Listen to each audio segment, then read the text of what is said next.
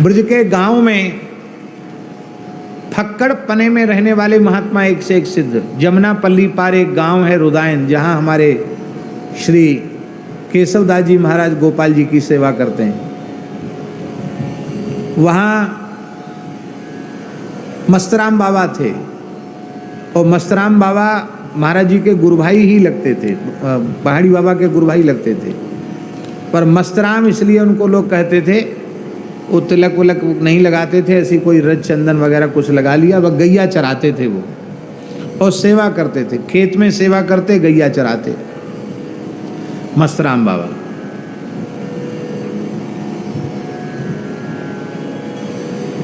धूना पर बैठे थे। रुदायन गोपाल मंदिर की घटना है, और सर्दियों का समय था और उनके पसीना टपकने लग गया।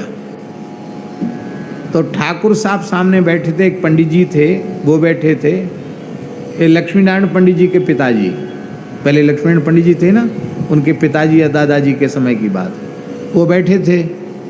उन्होंने कहा बाबा तेरे पसीना कैसे आए रहे हो? अरे बोले भैया कछु मत पूछो कैसे पसीना आए रहे हो।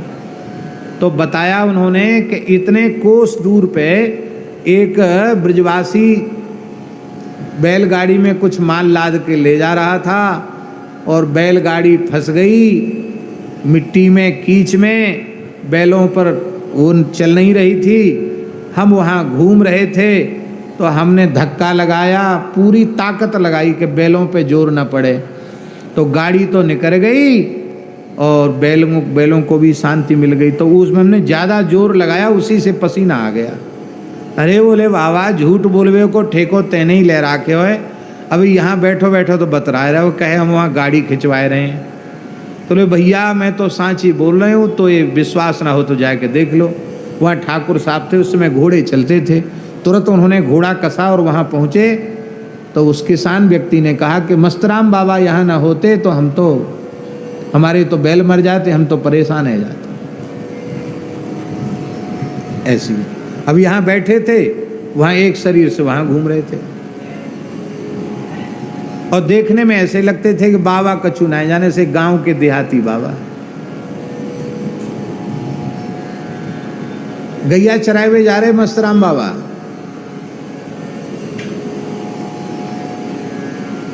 गैया चराए हुए जा रहे बाबा, और एक गूजर, यहाँ कोई गूजर बैठे हो तो बुरा मत मानियो, बड़ा नामी पहलवान था गूजर। तो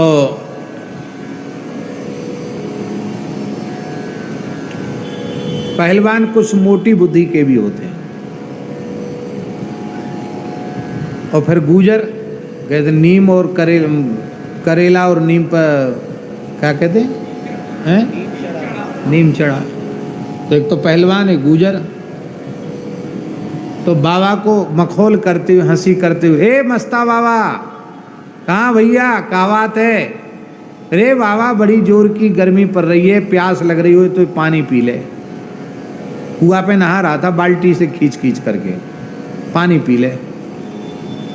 और महीना था पूष का, भयंकर ठंड पड़ रही थी, कोहरा पड़ रहा था, भयंकर ठंड। और वो कह रहा है बाबा बड़ी जोर की गर्मी पड़ रही है तो प्यास लग रही है, पानी पी ले। बाबा समझ गए मखौल कर रहा है। बोले भैया तू मुझे पानी ना पिवा पावेगो पहलवान, और तू स्नान ध्यान करके अपने काम में लग, तू हमें पानी ना पिवा। अरे कैसी बात कर रहे हो बाबा, मैं तो पानी ना पिवाए तो पाऊंगो? पी ले तू, झिक के पी ले, कितने पानी पिएगो? बाबा बोले गिनती करके बाल्टी पानी पिवाइयो। 1200 बाल्टी पानी पी गए बाबा। कितना पानी पी गए? 1200 बाल्टी पानी पी गए। उसके हाथ एकदम ठंड में शून्य पड़ गए, सारी पहलवानी का नशा चला गया। बोलो बाबा कुइया तो खलियाई, खलियाई माने इसका तो पानी खत्म होने वाला है, कुइया तो खलियाई और कितने पानी पीवेगो? बोले तू ही कह रहा हो कि पानी पी ले बाबा झिक्के। अरे कान खोल के सुन ले, हमारे पुरखा ऐसे है कि चुल्लू भर में समुद्र पी गए अगस्त जी महाराज। इसलिए संतन से मखौल मत कर, हम समुद्र पीवे वारे हैं, कुइया में तू हमारो कहा हमारी प्यास बुझावेगो। चरणों में पड़ गया महाराज। बोले अब किसी साधु के साथ मखौल मत करना, नहीं तो समझना अभी तो तेने कर दियो फिर बुरो होएगो तेरो। अरे बाबा ऐसी मत बोले, हाँ तेरो बुरो होएगो फिर तू मखौल करे। ना बाबा मैं क्षमा मांगू, चरणों में प्रणाम किया। फिर बाबा बोले देख तू बुरो मत मानियो, हम काऊ ब्रजवासियों को दुख नहीं दें। तेरो अमुक खेत सूख रहे हो, मैंने तेरो खेत सींच दियो। यहाँ पानी पी रहे थे, वहाँ उसके खेत की सिंचाई हो रही थी। गुजर गया, देखा भैया उस खेत में तो पानी नहीं था, पानी सिंच गया। आके बाबा के चरण पकड़ लिए।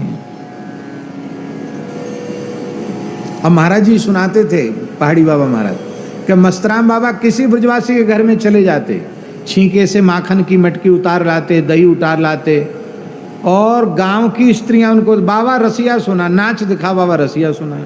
तो जो द्वापर की लीला है वो कल युग में होती है।